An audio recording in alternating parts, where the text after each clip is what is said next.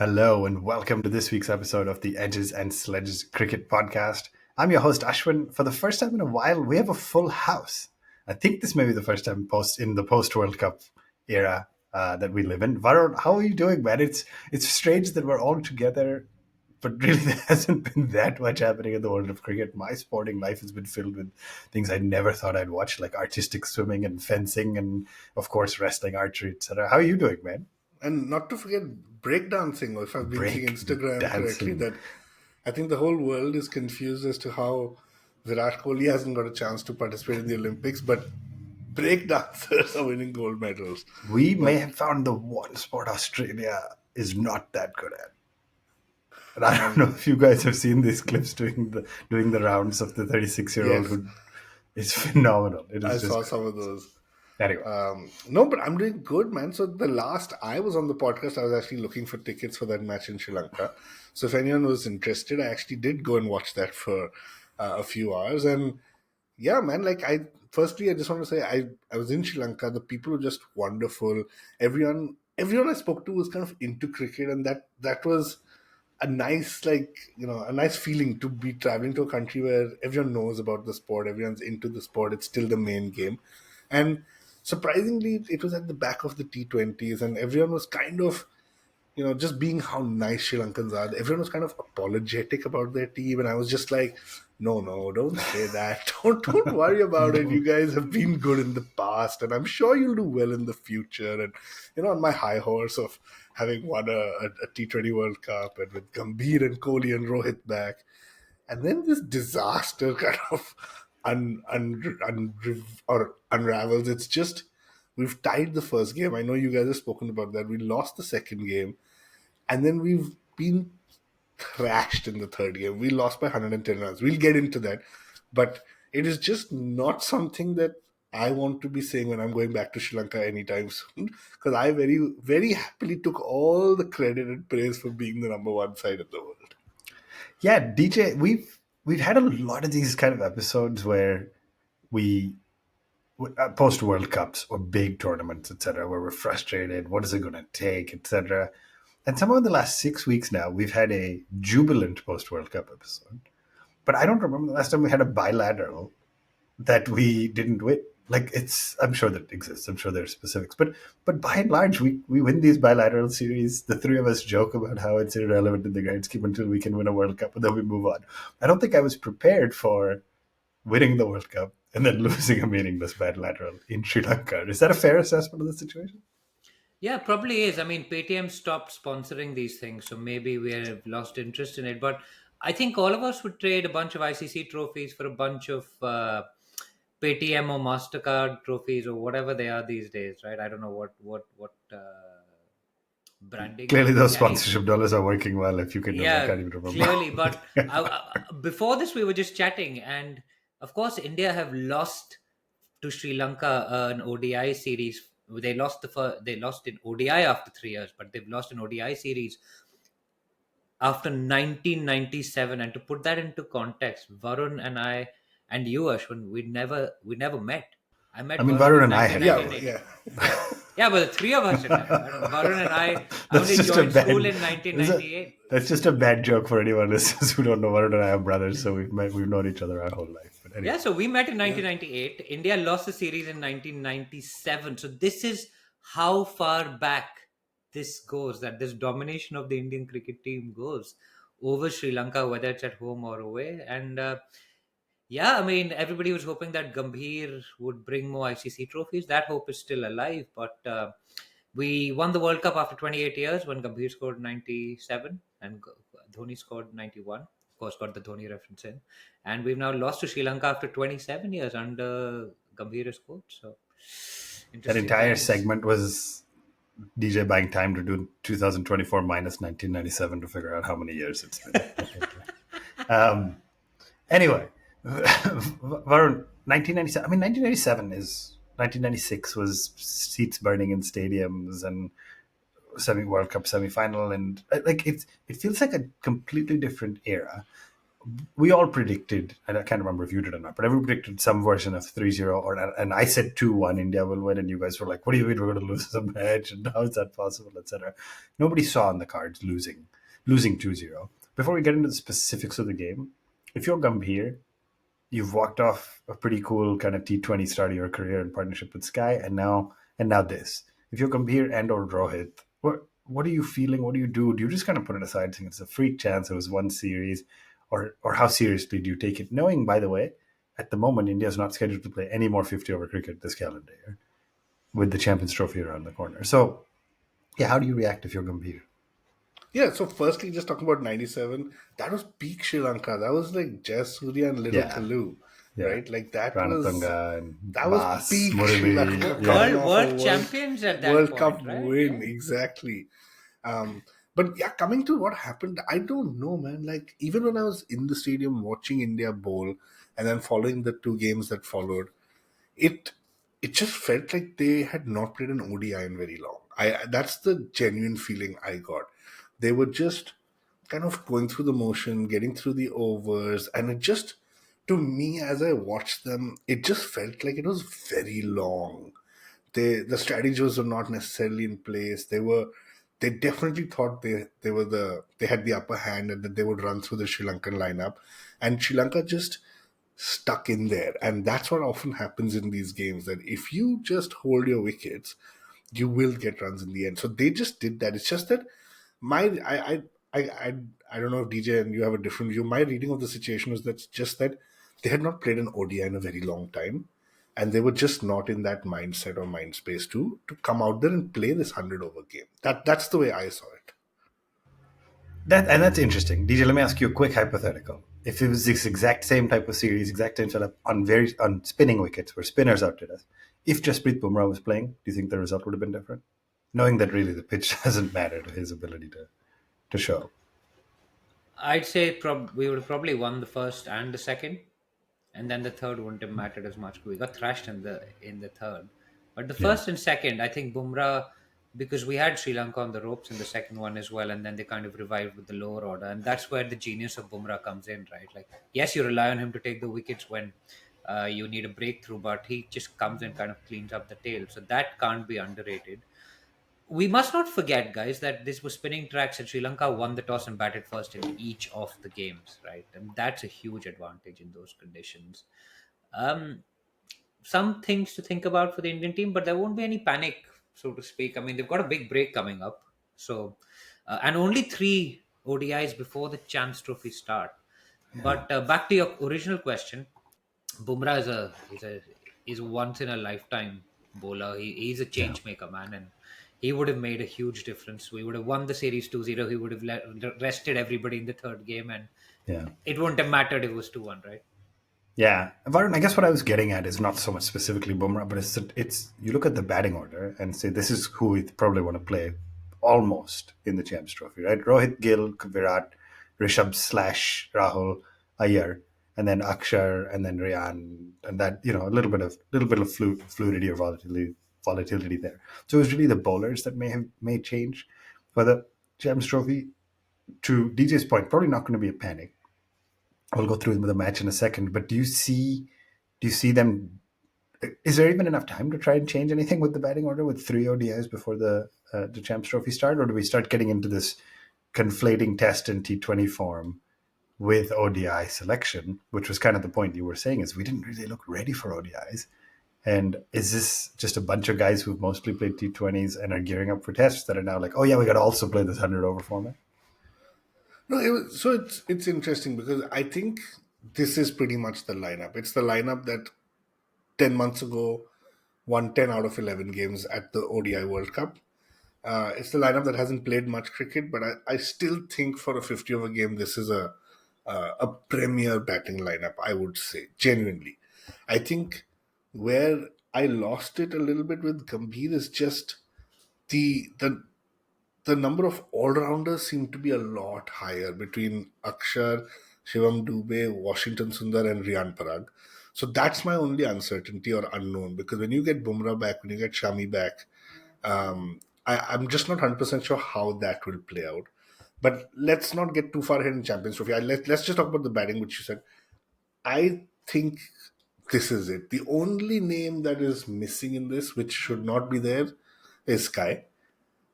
And we've tried that Sky experiment before, right? So this is it, in my opinion. Yeah, very interesting. DJ, you want to add something before we get into the game? I want to ask a question, maybe Varun, on the point around the all rounders. Um, are we, and maybe it's an Ashwin question, are we conflating the T20 success that we've had with playing those four all rounders in the T20 World Cup? Now are we mixing formats again to our detriment, playing too many all rounders? Yeah, for me, I think other than maybe England in the last 7 or 8 years, nobody's really doing this four, five all round batting plus bowling options in ODI cricket. It's just not done. And England is trying to make 400 every time they come out and play 50 overs, and it's a different style. Now, if that's the style Gambhir wants to go with, you probably need to change your top order as well. So I think the answer to your question is yes. And there's two major problems with that. One, a batter who can also bowl but is a T20 specialist and or an all-rounder may not be able to bat 30 overs for you, right? Like if you we've seen 15 for threes so many times, you need that guy who walks in at five to be able at least to bat 30, 35 overs, whether or not you need him to on that day, which I don't think a lot of the T20 all-rounders can do. And then on the flip side, it's stating the obvious, but it's very, very different bowling 10 overs versus four, or even 2 to 3, or being available and ready to bowl a 10 over spell is completely different, and that changes the energy. I mean, I love Rayan Parag, Dubey. They're all great talents. Can you rely on them for 10 overs in a game? I'm not sure. Varun, I don't know if you feel any differently. No, in fact, I think that's where we kind of lost a little bit because, like DJ said, every time in the first ODIs we let them off the hook, it's just because you had Rian and Dubey bowling. And Yeah. they bowled very well, but they're not the guys who are going to get you that wicket when the game is stuck. Now it's bad luck that And both of them had a good ODI with the ball. So as I was trying to say that and make my point, but it's more about sustainably ongoing, right? Dubey bowled 4 overs, not for 9, and Rayan picked up 3 wickets. But it's not. It's more the ongoing strategy approach on team structure, on where an ODI is probably more consistently five very solid batsmen, four very solid bowlers, and then you have two slots in between, as opposed to T20s where you can do 3 or 4 solid batters, 3 solid bowlers, and then a lot more all rounders in between. Yeah, sorry, I just want to say one point on that before DJ you go. What I was saying about the bowling is Sri Lanka batted 50 overs in all three games.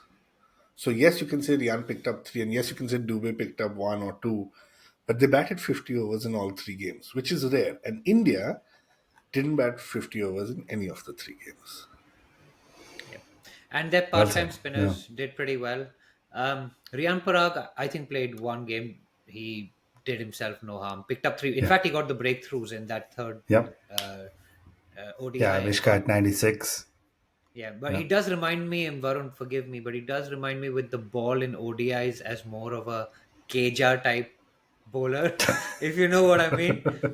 He's like Kedar Jadhav 2.0, right? Like he's great with the bat. He's a Oh my batter who can god. bowl a little bit, but he'd be fine in a T20. I just worry about him in a 10 over spell, as you guys have pointed out. I mean, I think, and we'll get into the game here in a minute, but I think that fundamentally the Indian ODI teams before there was T20 as a thing were not a lot of all-rounders. They were a lot more similar to the Sri Lankan setup, which was a lot of batters who can turn their arm. Where we talk about this a lot on the show. I bring it back to Sachin, Sehwag, Dada, Yuvraj. All of these guys were batters who could bat out your 50 overs if you needed, but can turn their arm over if you're absolutely in need of something different and had the ability to get breakthroughs. That is what we are. Like he I got mean, I those actually think cuttings, UV is a whatever slightly with different spin. level in terms of Yeah. bowling. That's why I didn't name him in the. Like, I don't think he's a batter who can turn his arm. I think of him as a better bowler, but that's what's missing. It's not so much the. And again, you come back to sky bowling a little bit. That's kind of what more of what I meant, right? Sky bowling in the T20s is that you're never picking Sky for his bowling. Never. You shouldn't be. But you pick him for his batting, and when you need him to, he can give you some variety with the ball. And that's sort of what Sri Lanka did better than us this series. But All right, it was just a weird series overall if you think about it, right? Rinku and Sky won a game with the ball. yeah, Parag has got 3 wickets and three, then the three yeah. breakthroughs in the final where we lost very badly. You've heard that Jaiswal is bowling in the nets. Dubey is being tried.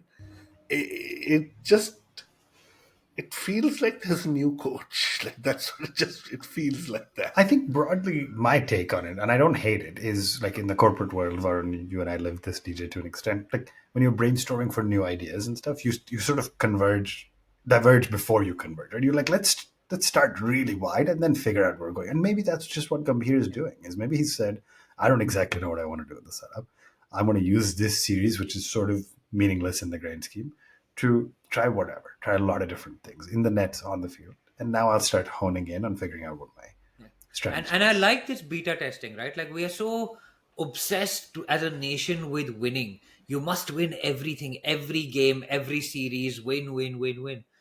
When do you get to get the Skies and the Rinkus to bowl? When do you get Rian Parag to bowl your full quota of over? When do you get to test them in what are match conditions but not do or die conditions, right? So what I meant was that they won't be panicking is because I don't mind this. I don't think Gambhir will be overly Gambhir about the situation, to be honest with you. I mean, like, he'll be, there'll be a lot of these until 2027 as his tenure is still that World Cup, right? But I don't think he'll So, be stressed about this.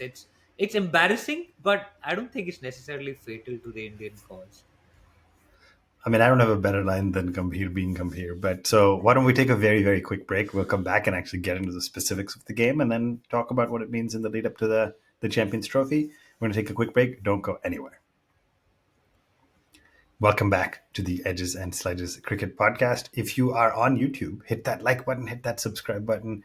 We are at One Tip One Hand. That's the number one, the letter TIP, the number one again, the letters for the word hand. At One Tip One Hand on all social media, One Tip One Hand at gmail.com. And yeah, like I said, on YouTube, hit like, hit subscribe. We love hearing from you, and we do read and try to respond to every single comment we get. So please, please, please reach out to us. Varun, run us through that game. You said 50 overs. Sri Lanka batted 50 overs, and then obviously no secret or surprise that Sri Lanka won by 110 runs. But do you want to run us through some of the highlights of the match? Yeah, the just Sri Lanka batting first. The openers, man, Nisanka and Fernando, 45 and 96. They were 170 for one essentially when Yeah. they and 171 for two when they lost the second wicket. These guys batted for 35 overs, the top three, right? And to me, that was something else. So I think the top three just played out like 70% of the game. They got the runs that were needed. And then after that, if you read the scorecard, it was 10-0-8-2, right? So the game was pretty much done there. It's just that, again, these guys hung around. And to me, that was the difference between the two teams. So solid top order, solid batting of 35 overs. And then if you think about it, like Siraj gave away 78 runs in 9 overs. It just somehow it just it was also the first time I think we've gone in with just one pacer, if I'm not mistaken. I think we were all messaging about that as well. Yeah, it So was strange. But yeah, Arshdeep clearly got it dropped to bring wasn't in Ryan. Yeah. yeah, clearly it was not a pacer's track, but still, man, like overall, I feel like the game was taken away in those first 25, 30 overs. Yeah, we're not used to Siraj being ineffective against Sri Lanka, are we? We're Yeah, I used to him mean, picking up when I all was kinds on of. my way to the stadium and India were bowling, I was like, please don't be all out for 10. Please don't be all out for 20, right? Yeah. Because Siraj is opening the bowling. But yeah, jokes aside, they did really well. Yeah, so DJ 248 on a good bowling wicket, if you will. It always felt like it may be too much. You and I talked about this briefly last week. Rohit came out, started swinging for the fences, and he is clearly either he or Gambhir or somebody has accepted this is my role. Whether we're chasing 140 on a tough track or we're chasing 400, I'm going to come out swinging. Let me before we get into the rest of the guys. He made 35 of 20. How do you feel about that kind of one-off approach, like unilateral non-changing kind of approach from Rohit? Is it annoying in times when you need 250 and 50 overs, just nudge and nurdle it around and get the runs? Or are you fine with saying this is what your role is, you stick to it? No, I'm fine with that. I mean, the he's clearly been given that mandate by the team to go after the bowling to make the job easy for the rest of the lineup, and it's taken a mindset shift for him to believe that the rest of the lineup will do the job for him, right? Like, he's don't forget, he's the guy. He's got three double hundreds in ODI cricket. He's got 500s in the World Cup in 2019, which India lost. He has changed the entire way he bats in ODI cricket. for the purpose of the team. He's not a guy that can't bat in a different format. He plays test cricket as well. It's not that he can't bat in a different way. He's chosen to go after the bowling and put the team ahead of the required run rate. He's got the skill, he's got the shots, he's got the form, he's got the class to be able to do that. And he's done that 3 games out of 3 here. In each game at the sort of 10 over mark, India were ahead of the required rate. They were ahead of the power play was maximized, which is kind of taking it back to how the Sri Lankans used to play cricket in 1996, right? As Varun said, Jasuria and Little Kalu coming out, smashing it all over the top. Rohit has been doing that. I don't mind it. He is trusting the rest of the lineup to do the job for him. He's not going after his personal glory, his personal records. And I mean, it takes, as a batter, you're taught to be selfish and get big hundreds, get big runs. The Mumbai school of batting, where he comes from, tells him 100 is not enough, 200 is enough. And he did that 3 times in ODI cricket, right? So I have no issues with this at all. It's completely selfless batting and it's magnificent. Varun, will anybody break 264 as the ODI highest individual score in our let's say in our lifetime, because we know these things get broken. I mean, I'm going to say yes, it has to in our lifetime because hopefully we have a long time to go. But I just want to say I fully agree with DJ, man. Yeah. Like, Rohit That's Sharma is fine. a star. He's just transformed his batting, he's transformed the game, and he doesn't stop. So, full credit to him. Seriously, awesome. Like, doesn't matter what the occasion is. ODI World Cup, T20 World Cup, bilateral series against Sri Lanka. The one thing you're guaranteed is that he's going after the bowling. And that is fantastic because we've talked about how this has been an issue for India in the past. So then, Varun, as we wrap up this series, let me ask you just the one question DJ and I talked a decent amount last week, which was the first 2 ODIs at number 5. I think came in KL Rahul, donned the gloves, and wicket kept and batted at 5. And for the third ODI came in Rishabh Pant. Neither of them had really breakthrough series. Obviously, losing a series 2-0. The data would suggest Rahul is a more formidable ODI player than Pant. We say on this show you're a fan, but we've always said we're really red ball Rishabh Pant fans, right? That's where he's best. You were the first one, even for the T20 World Cup, etc., to say maybe he doesn't walk back into white ball sides for India. So, what is your take on kind of that wicketkeeper? Who is the best wicketkeeper batter to bat at, let's say, 4/5 for India in the lead up to the Champions Trophy in the 50 overs format specifically? Yeah. Specifically in 50 overs, I would say KL Rahul. And I think Pant hasn't done enough. I think something gives me this gut feel that I don't think Gambhir is a fan of Rishabh Pant yet.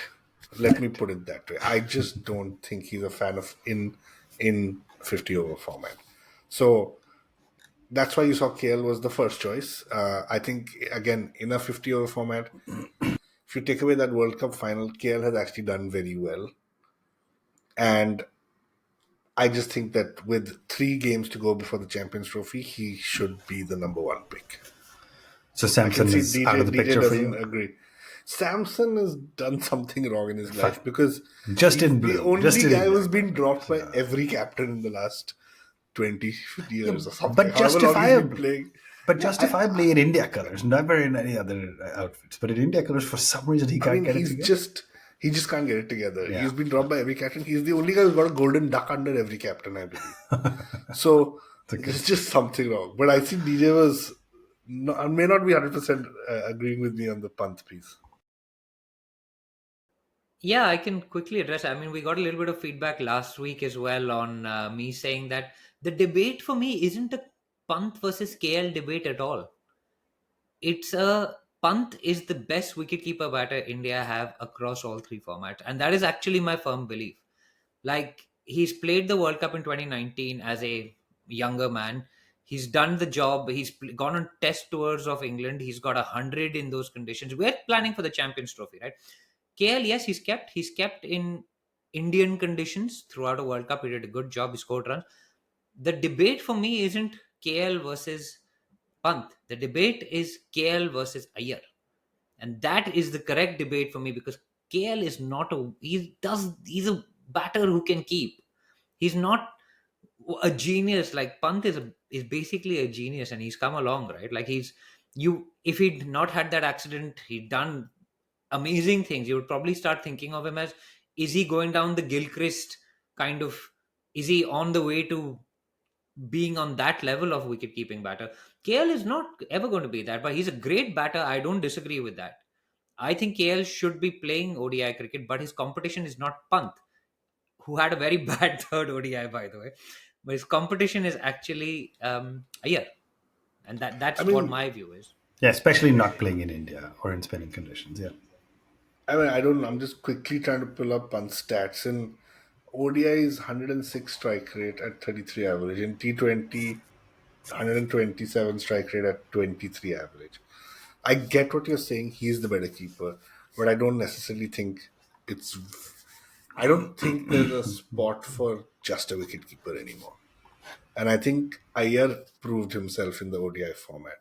So let's assume this series is a little bit of a deviation because frankly nobody performed.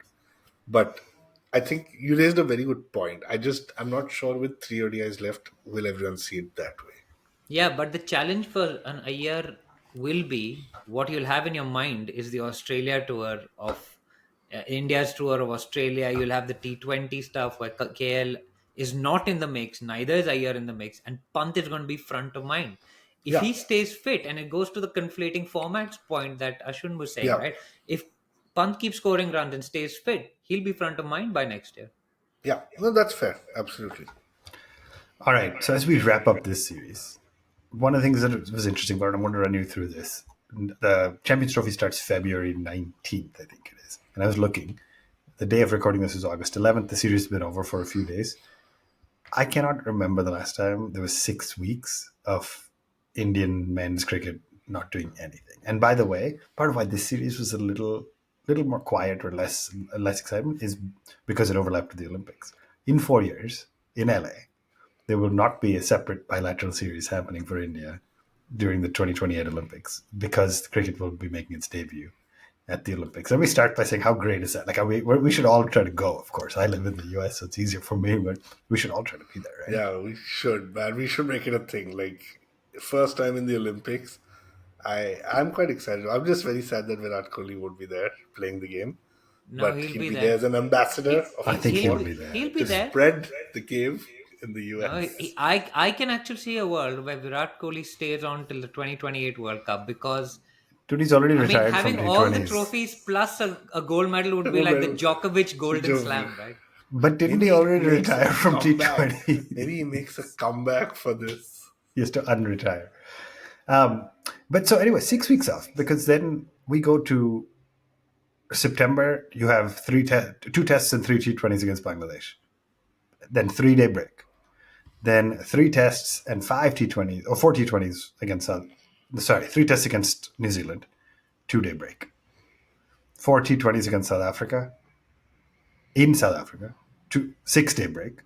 Then you go to then of course the team goes to Australia, five tests, and then they get 2 weeks off. So January they get a little bit of time off, and then of course England comes to India. I mean, it's just back to back to back to back to back. What is that? Why they've said, all right, let's give these guys 6 weeks. Come here, potentially. And Varun, I guess the reason I asked you this question is you are our social media tracker. What are No, these sir. guys doing right now?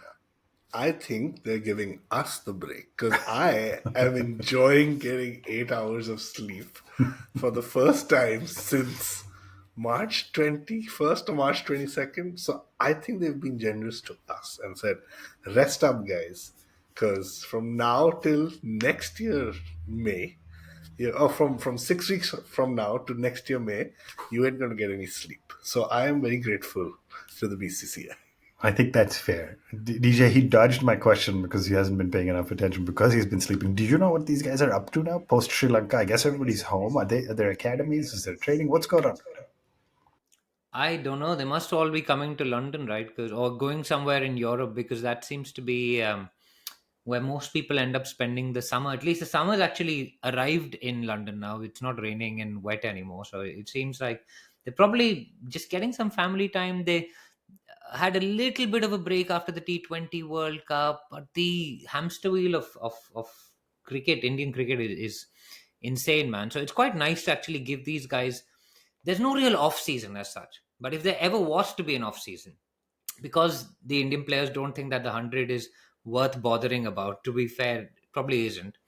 Um, this is probably the only slot they'll ever get. The West Indies, they're going to have hurricane season. The IPL is over. The World T20 is over. The summer hasn't started in the southern hemisphere, so you can't tour South Africa or Australia or New Zealand. So this is probably the nice little slot while the monsoon is on in India, for them to actually get a little bit of a break. So I think, like us, I think they'd be quite grateful to give their broken bodies a little bit of a rest.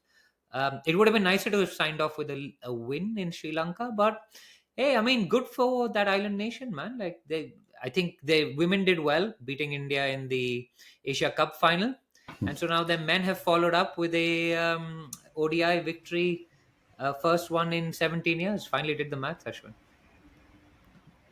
27 years. I was waiting to see whether you're paying attention. You were testing me. Right? Finally, there you have it. I mean, yeah, the Indian women also have 6 weeks off, I think, till the T20 World Cup, which is going to be great. But Sri Lanka has left both the men's and women's side feeling like they're going into their breaks with a loss, unfortunately. Guys, this has been fun. It's nice to have all three of us back on the show, despite the unfortunate result. Fun to relive. I'm not sure what we're going to do. We'll probably be back next week. I have no idea what we're going to talk about. More Champions Trophy previews, a little bit about South Africa, West Indies, etc. So we will figure that out. For everybody who's listening, please hit that like button, please hit that subscribe button, and send us in your feedback, comments, questions at One Tip One Hand on all the social media or onetiponehand@gmail.com. This is the Edges and Sledges Cricket Podcast, signing off.